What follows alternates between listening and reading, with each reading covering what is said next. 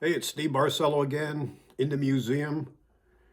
Behind me is the storyboard in the museum we have about the Lisk story, Long Island serial killing story.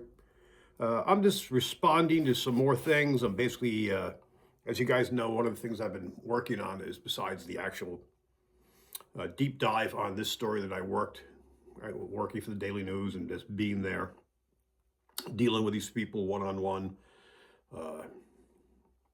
Joe Brewer, Dr. Peter Hackett, uh, family members, Mayor Gilbert, uh, Johnny Ray. I mean, just I won't go into everybody, but just I was there when this all was going down from the very beginning. So anyway, we're putting together uh, a storyboard for a documentary and a book. So a lot of things that I know that a lot of people didn't know, like hanging out with people. So that's kind of what it's based on. But anyway, we're getting lots of questions. I'm surprised how much traffic we're getting here. Since the story, I mean, up to this point, I mean, there's a lot of stuff that hasn't been covered. It's been kind of beat to death. And so, one of the things I wasn't around for was the arrest of Rex Heuermann. So that I'm kind of playing catch up on. I mean, most of us didn't see it coming. It was just kind of out of left field. So it wasn't like it was a person we were talking to and kind of had our eye on or anything like that. So it's kind of we're all kind of doing a deep dive and trying to find out more about his past, where his family's at, where he was when he was a younger man, and where, we're looking at other murders and things. He's alleged, he has had his day in court, but any other place was he doing this when he was a young man? Is it something that started him? We know, I mean, I think the farthest back now we have for him is Sandra Costilla, who actually, another person was in jail being for other murders, but for hers too. And then a DNA check proved that John Bittrolff is not the murder for that. It's actually supposedly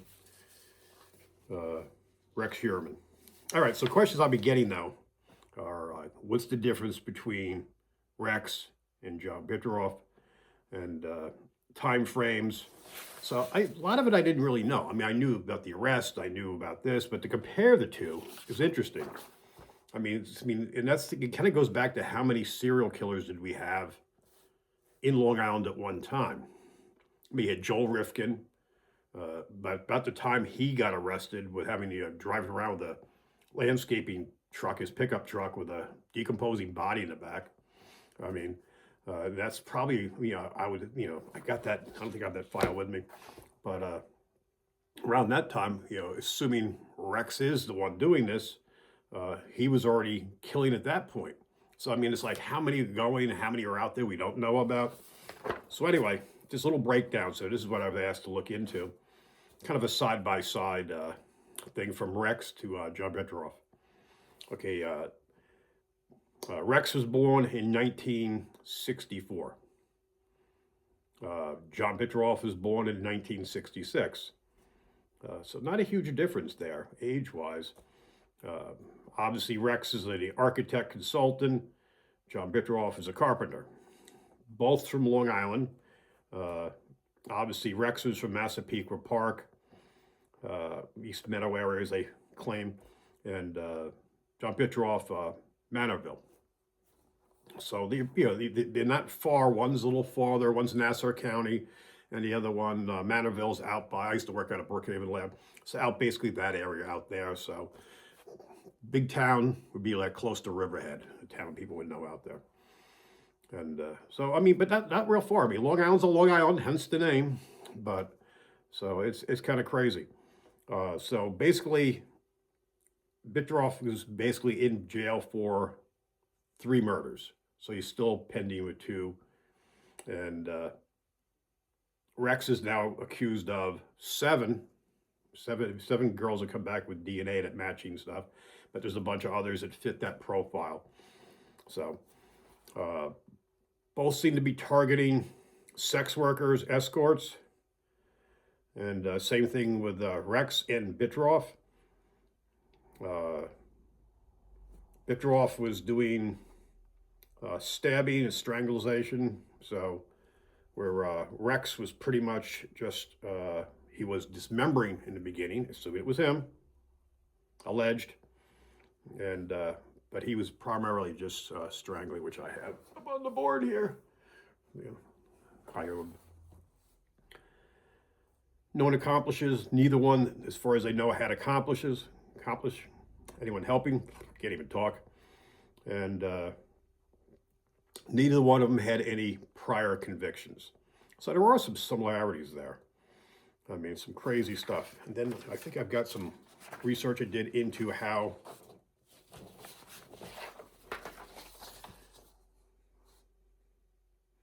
ages are pretty similar too. Victim type, Rex was primarily sex workers, escorts, ages from 20 to 30.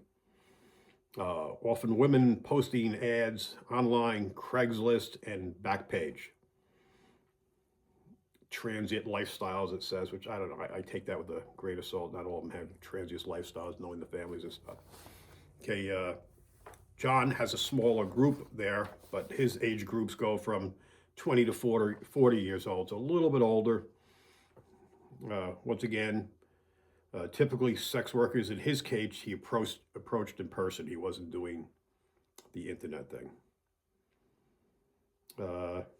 So I mean, once again, similarities. I mean, this is common though with serial killers or anyone looking to just to snatch people, trafficking. It's the sex workers because they're easy to come by, especially these days with the internet. People, you can deal with this all online. Usually pay ahead in most cases, or you can pay when they come. Some, like in Shannon Gilbert's case and some others, they have drivers sometimes they don't. It's just easy, as we've seen with Suffolk County in the beginning, not as much now. And some of these other cases looking at, like Lumberton, North Carolina and stuff, the police don't care. They just don't want to exhaust their time for sex workers. It's just the way it is for some sad reason. And I saw that firsthand dealing with Mayor Gilbert, where she has a daughter that's missing.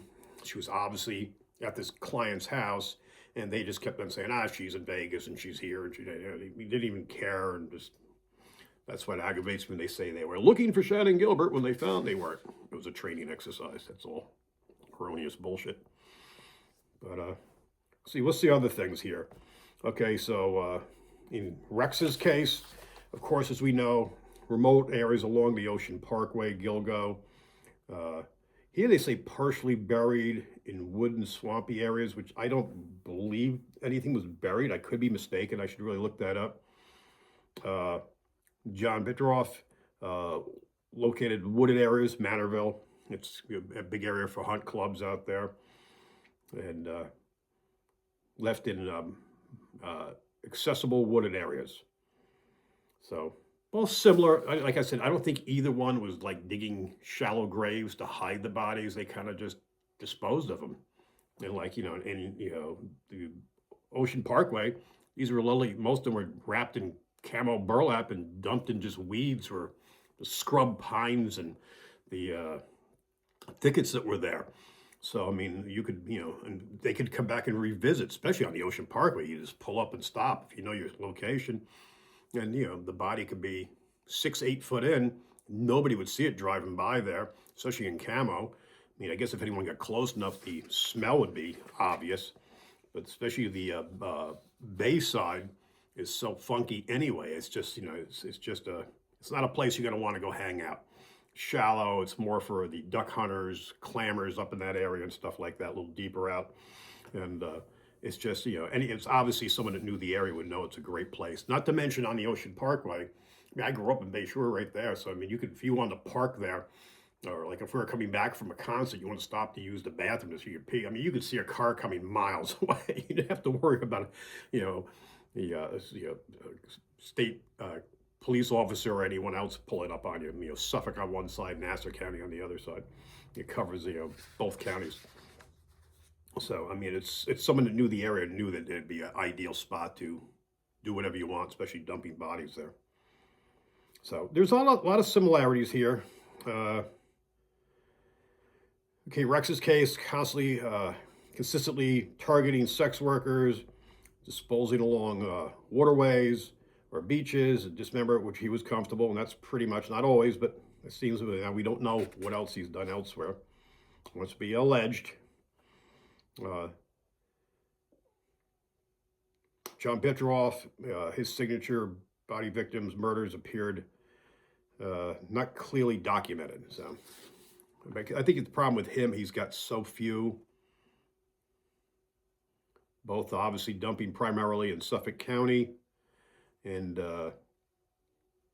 Rex, Nassau, and Suffolk County. So Bittrolff, Suffolk, Rex, Nassau, Suffolk County, I mean, pretty much right on the border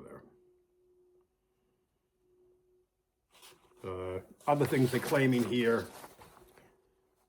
Rex is more methodical in his ways of doing it. But yeah, I think if you read the document here, the document that they found on his computer, I think it was just a matter of him doing it for so long. If you do anything long enough, you're going to have, you're going to figure out your mistakes or your close calls.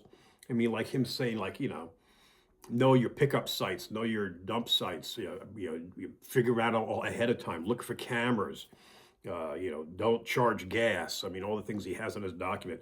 And these aren't things, I'm sure he came up with a few of these up front, but these are things you learn as you go along. I mean, as you're doing this kind of crazy stuff, you're gonna go like, oh my God, I mean, I didn't realize I was, I mean, especially if he talks about dumpsters a lot. So how many bodies did he get rid of in dumpsters that we just don't know about? And just be hauled off. I mean, so anyway, back to the differences here. Now, like I said, Sandra Costilla, which unfortunately she's all the way up in the corner there. She was, I believe, 1993. So she was like the oldest one that we know of that has Rex's DNA that we know Rex was killing definitely by 1993. So it's just how much farther back does it go is the story. And was John Bittrolff just killing for that short period? I mean, so, because if he was expected for 93 and then it wasn't her,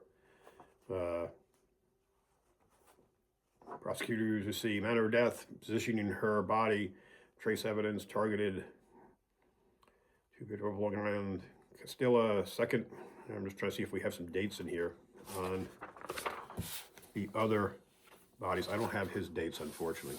It didn't come out here. No, they do have it here. Sorry. Yeah, so it's about the same time frame. Which is crazy, because Sandra was 1993, and so was Rita, 1993. So you got two serial killers killing within the same year and dumping in the same location. What are the odds? And Colleen was 1994. And we'll see what's corresponding here. Sandra, see with Rex, going by what they saying here, you've got Tanya, 97, aka Peaches. But there's a big gap there. Do you think he just didn't do anything between 1993 and 97? Or was he, at that point too, because Peaches was dismembered, maybe he was more into just, cutting people up and, putting them in, maybe that's where the dumpsters come in, smaller packages, easier to dispose of, hide. So God knows what he was doing for that whole period in there. All right, so I'm going to do a deeper dive into this stuff. This is stuff I looked up today. I was busy running my crazy museum. So this is not going to be a super long video, but I'm just trying to answer questions for folks, and I hope you appreciate this. And I do apologize. I should have, now that I've looked through here, there's some other things I'm going to highlight and do a little more deep dive on. But, the kind of, what I really want to get more into is how many serial killers do we have at one time? It looks like at least 3.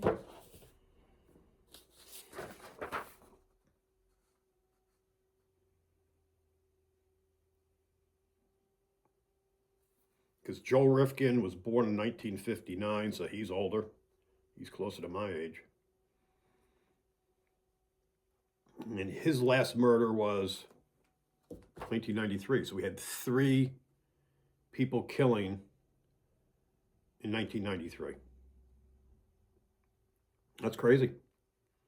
That's really crazy. I mean, that's assuming that's just the 3 we know of. Who knows how many others are going through, or long haul truckers and stuff that are coming in and out of Long Island, dropping things off. And so Rifkin's basically, I know they claim he's probably killed a lot more, but his murders are 9 women between 1989 and 1993.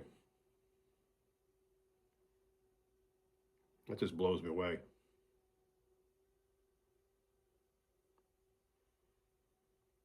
Wonder who else we have out there. It is, yeah, I'm going to look up others. I'm going to see what other murders we can get there. This could really be something a little bit more crazy. And then on top of that, I mean, is once again, whose bodies are whose? I mean, this is kind of crazy. Someone's doing time for someone else's murder. Even though it looks like John Bittrolff did kill at least 2. I assume the DNA, they checked that, I would imagine. The one they checked on Sandra came back to Rex. So, okay, deep dive, another deep dive, another file, more information for the board. It's crazy. So guys, got any questions, please put them below. I just want to get a short video up. I've been busy just doing research. I haven't written any additional chapters since I've been back, which is not true. I've actually kind of got 1 chapter together, and I'm trying to go back and just refile the 17 chapters I have right now. And I think one's going to become a non-chapter, and that's going to be blended in with another one, which is kind of similar, kind of hit the same subjects there. And instead of just being too redundant, too far apart, I'd rather combine those 2 together. And then I'm planning on doing information on as many of the girls themselves. Just go through, mention the girl, give a little background, kind of, to honor them. And I'm going to try to reach out and see if I can get family to put in a little bit they want to add to it too, to talk about them. I want to kind of do the human side of this, because that's that's what I dealt with as the journalist out there covering the story. Taking the family members out to Mustang Sally's, to go out and get something to eat, or Peter Pan Diner, which turned out didn't work out too well. I think I mentioned that in another video. I would go to Peter Pan Diner, which was, close and convenient. Mustang Sally's was much closer. It's West Islip. It was easier to come off the bridge from over there at Oak Beach and the area up there. But if I went to Peter Pan, they'd have Channel 12 News. They have the TVs up in the diners up north. So, of course, Channel 12 would be going live at the press conferences.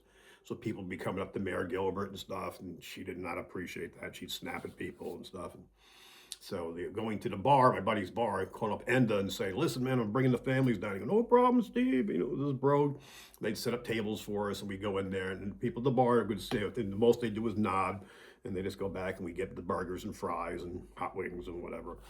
And it was a great place to get them after they dealt with the stress, the media and everything. They could just sit and relax. And we did talk. I got some great information there. And I'm sure other members of the other media would probably get upset that I was doing stuff like that. But we got all the creeps to come out of the woodwork. It was just amazing. I mean, there were some people that really cared, and they were friends, and they were there to help support. Then it was just the strangest people that came out and just wanted their 2 seconds of entertainment. Got a noisy vehicle going by. And so it was just kind of crazy. But anyway, it worked out. That's what we do. We get out there, and then they could relax a little bit, and then they could worry about going back up to New Jersey, Ellenville, New York, and Mayor's case. Some were going up to Connecticut. I mean, wherever. They'd have a ride. So at least I'd give them a belly full of food and send them on their way. But all right, I'm going to wrap it up now. Thanks for watching. I'm going to keep on knocking these videos out. This is just a quick one, which is probably not that quick now. Yeah, I'm already heading towards 20 minutes. And please put down below anything you want to see. I'm going to do more looking into this. I mean, I'm going to have so much information. And every time you guys hit me with another question, which I do appreciate, you're helping me go down these trails, off these tangents, and gather more information. And I want to make sure the story I put out there is going to be about this. It's going to be about what you've already seen multiple people do it, but I'm going to put a lot of information to deep dive the personal factor, which these other people don't have. And but I'm going to take you on these other tangents and talk about other things in the area. And I'm going to try to go to other locations where these people have known to be and see what I can find out there. So thanks for watching. Don't forget to like, subscribe, and share. Be good to each other. It's a crazy world out there. I'll talk to you soon.